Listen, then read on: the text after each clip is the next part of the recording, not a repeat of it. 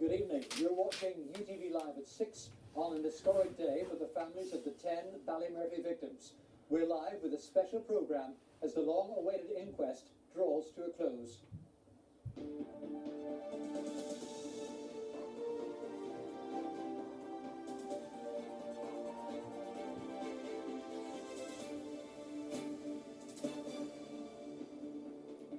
Entirely innocent of any wrongdoing, the words of the coroner about the 10 Ballymurphy victims as she finds the army responsible for 9 of the deaths. To have somebody actually turn around and say that my daddy was innocent and that he should never have been called the gunman is the best news that we could have got today. Families celebrate as their relatives are finally vindicated after half a century fighting for justice. The findings come as new legislation to deal with legacy issues will be brought forward by the government. Are we actually going to trash people's lives, never really understand what's happened, and provide no sort of truth or reconciliation in the process either? So, at the moment, no one's winning. We'll be live in London, West Belfast, and at Stormont with reaction to today's announcements.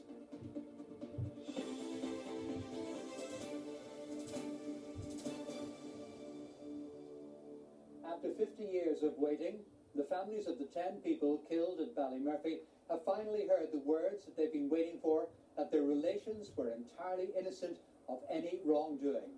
I'm here at Belfast's International Conference Centre, where the outcome of the biggest ever inquest held in Northern Ireland was delivered earlier. The coroner was scathing of the actions of the army, blaming soldiers for all but one of the deaths.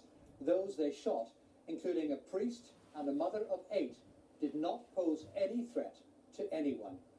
We'll be hearing from many of those families, but first, Sharon O'Neill has the details of a landmark day on the long road to justice for the victims of Ballymurphy. Is their day the moment they could only dream of? Until now.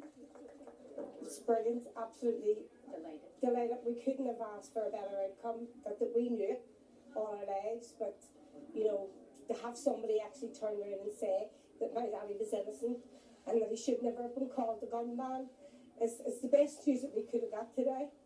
No cameras were allowed inside this conference centre, normal court rules applying here. But this was no ordinary hearing. You could hear a pin drop as families focused on every word the coroner was saying. Each death was taken in turns, and each time relatives heard the world would be told their loved ones were innocent, they applauded. That on full view, 3 miles away in Ballymurphy itself, where many gathered to watch proceedings being broadcast live inside Corpus Christi Church.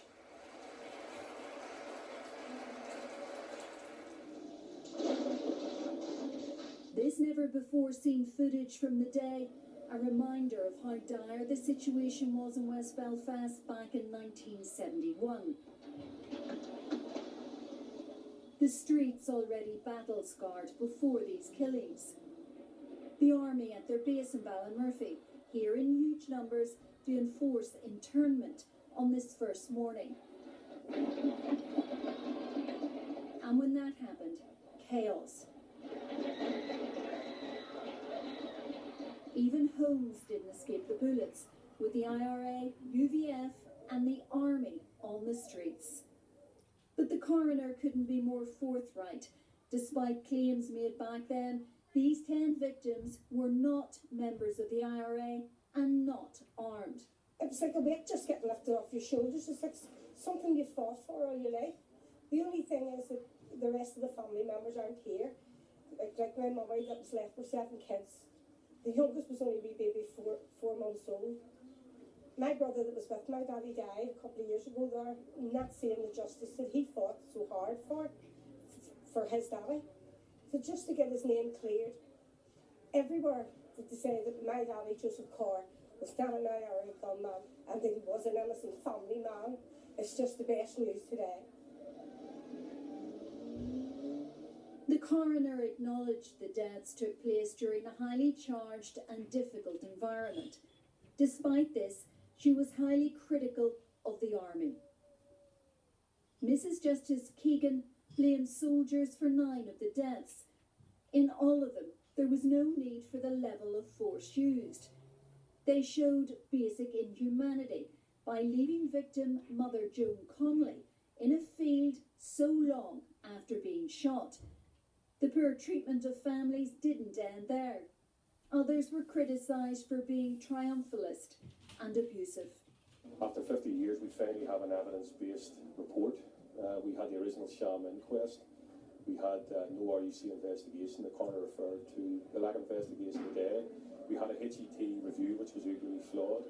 But finally, we have findings that address many of the issues as far as you can after 50 years, and hopefully the families get some solace from that.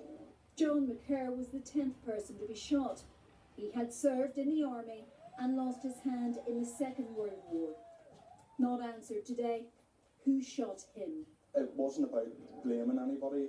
It was about, as I say, just confirmation that my granda was innocent, and he was a victim of what happened. It wasn't about blame for us. 50 years is a long time in anyone's books, but for these families, it's been well worth the wait. Sharon O'Neill, UTV Live. Well, we can now cross to our reporter Vicky Hawthorne, who is live in West Belfast. Vicky. Thank you, Paul. Today's findings have been overwhelmingly welcomed here in the area where the shootings took place back in 1971. But it has been a difficult and painful journey for the relatives of those killed and injured. We've been following and speaking to the relatives of one of the victims, a man described by the coroner in court today as a peacemaker. The brother of Father Hugh McMullen has been telling our reporter Paul Riley about the long wait for the truth of what happened at Ballymurphy. Father Hugh Mullen's family leaving home this morning, another step in an almost 50-year journey. I've been waiting since 3 o'clock this morning, and I come down the stairs at about 5, and the wife's sitting dressed, ready to go. So you can understand where we are kind of uptight a bit about it, you know. Father Mullen had only served in Ballymurphy for several months before he was killed.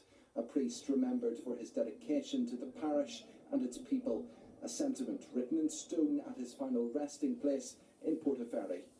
I said, well, if there's a priest shot in Ballymurphy, it would be him, because that's the type of thing that he would be out among the people in that situation, and that's what actually did happen. He was such a good man, and he proved how good a man he was by going out to give the last rites into a situation that he knew he was in danger. He waved a white flag going out. They seen who they were shooting, clear enough, and they knew that he had been out helping somebody. But they shot him. As the coroner delivered her findings this morning, Patsy Mullen heard his brother described as a peacemaker. Yeah, well, that's what he was. He was like that. That's the nature of the person, you know.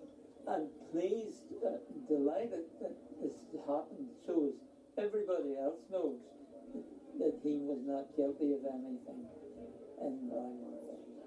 If the soldiers had said at the time they were sorry they'd done it, that would have been all right.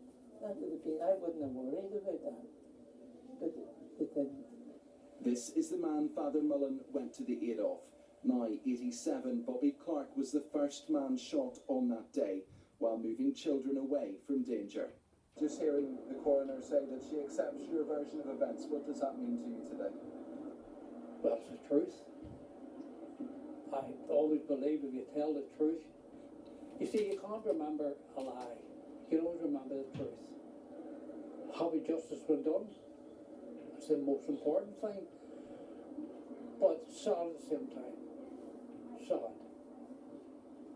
sad that a man that wanted to help me lost his life, and another young fellow lost his life. Frank Quinn, he was 19 years of age, married, one wee child, another wee one away. I feel responsible that they two people lost their lives. I'll always feel that. Bobby Clark there, ending that report from Paul Riley. And with me, Breege Voyle, whose mother, Joan Connolly, was shot dead, and Carmel Quinn, who lost her brother, John Laverty. To start with you, Breege, did you receive all of the answers that you wanted today? No, I didn't, Paul.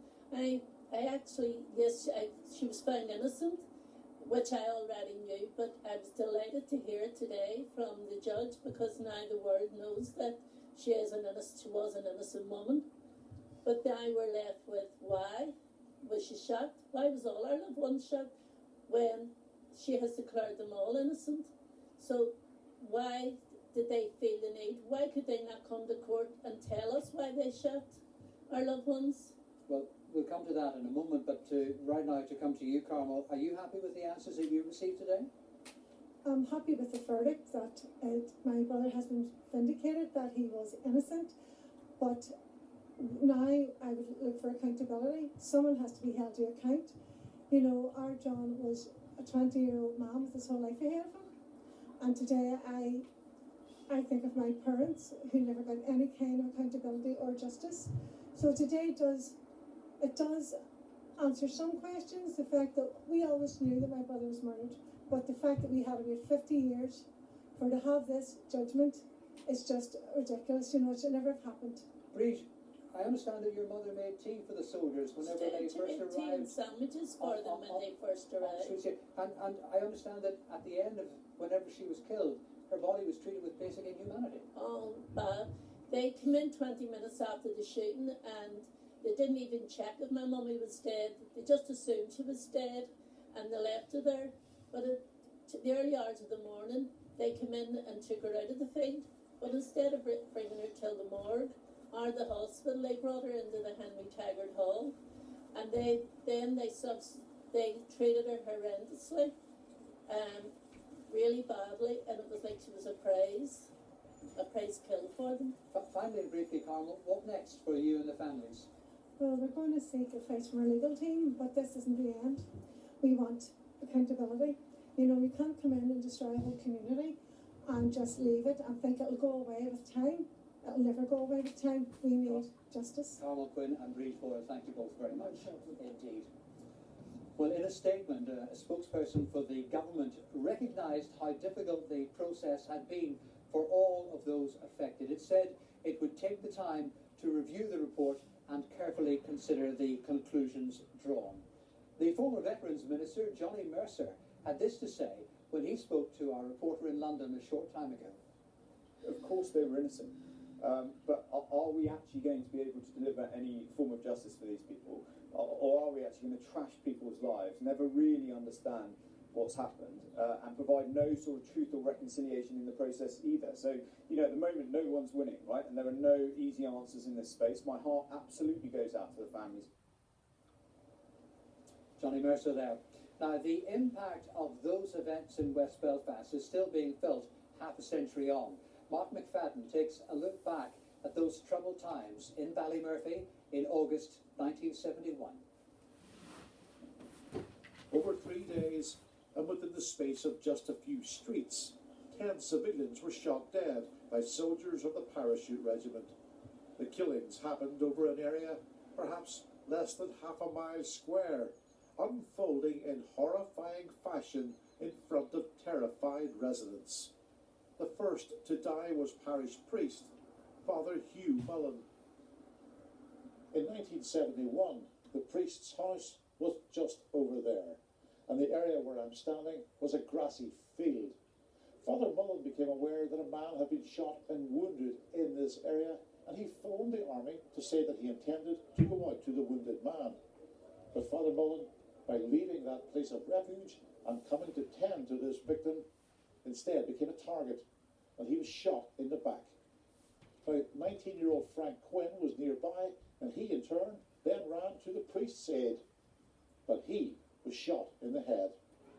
In the streets around, the gunfire and rioting continued, and more victims were about to fall, this time at the bottom of Springfield Park, in a grassy area known locally as the Manse Field. The shootings in the Manse Field would end up claiming 4 lives. The shootings began when Noel Phillips, who was 19, was shot and wounded. He fell and lay on the ground, screaming, crying out for help. Nearby, a woman was taking cover from the gunfire, and she decided to bravely run out to his aid. It was Joan Connolly, a mother of 8, but as she ran to Noel Phillips, she was shot in the face. Another man was shot and wounded here, Joseph Murphy. He took a bullet in the hip. He would die later from his injuries. Just yards away, a father of 13, Daniel Taggart, would be shot dead. He was hit by 14 bullets. Meanwhile, Noel Phillips still lay wounded and bleeding on the ground. But eyewitnesses claim that a soldier then approached him and shot him in the head at close range.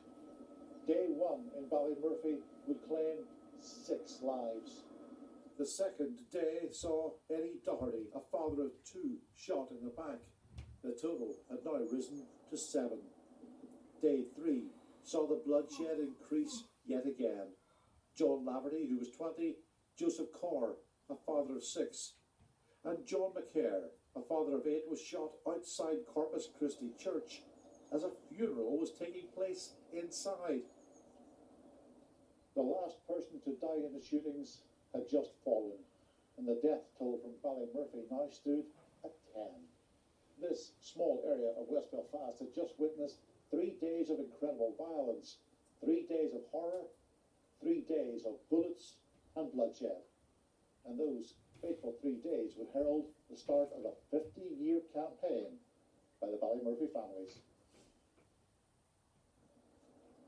Well, the issue of how to deal with legacy was brought into sharp focus today. It featured in the Queen's speech, which was delivered this morning at Westminster, where we can now join Mark Mallet live. Mark.